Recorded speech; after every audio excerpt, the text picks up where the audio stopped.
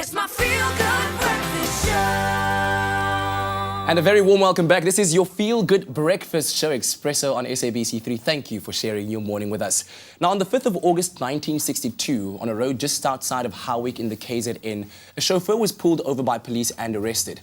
This arrest led to the iconic Rivonia treason trial and 27 years of prison for him. Yes, that man was Nelson Mandela. And at that famous site now stands a poignant memorial designed by sculptor Marco Cianfanelli, who's joining us on via Skype right now this morning to talk about his involvement in this wonderful project. And first of all, Marco, could you just tell us a bit more about the moment that you were approached to do this sculpture and your decision to take on this project? A friend and colleague of mine, Jeremy Rose, one of our most significant architects who unfortunately passed away last year, we were working on the Freedom Park at the time in 2005 and were collaborating on a project, and that's when we came up with this concept.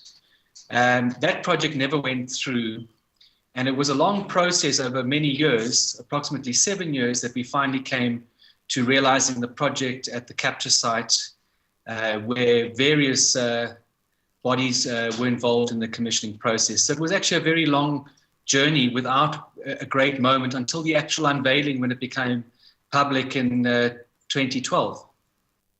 And could you tell us a bit more about your motivation and your inspiration in the design of this unique sculpture? Well, as I say, Jeremy and I came up with the concept, and we immediately knew we had something that was potentially very unique.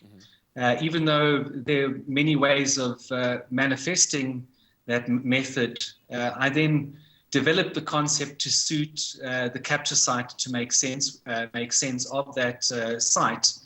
And it becomes a process of a lot of design and thinking and conceptualizing to realize it. And so for those who will possibly go and visit the site and see the sculpture, what's the feeling that you want them to take away? What's that connection? Well, people it has an impact when people see images of the sculpture, but the real experience is to visit the site. And there are a variety of things that happen. It's significant that it's at the capture site where Mandela was captured. And it's a kind of a sort of pilgrimage of reenactment to walk through the landscape and experience the sculpture. And for me, I think to see the power of that installation and to hopefully instill a sense of inspiration in people contemplating the incredible legacy, Mandela's incredible legacy, and that we are all potentially have a role in our own futures. And I want to know the personal significance to you of being able to contribute to the South African legacy in this, the form of this sculpture and this artwork being part of your, I guess, your body of work. Well, you know, I've told you about the 7 years leading up to it, and following the unveiling, it was just an incredible thing. None of us anticipated the response. It had been a private sort of concern that we were so excited about, but when it went public, it was just incredible, and it's very humbling. It's quite something to have so many South Africans and foreigners from all around the world express the value that the sculpture has for them, not just as an impressive artwork, but something that has an emotive value, and that is incredible.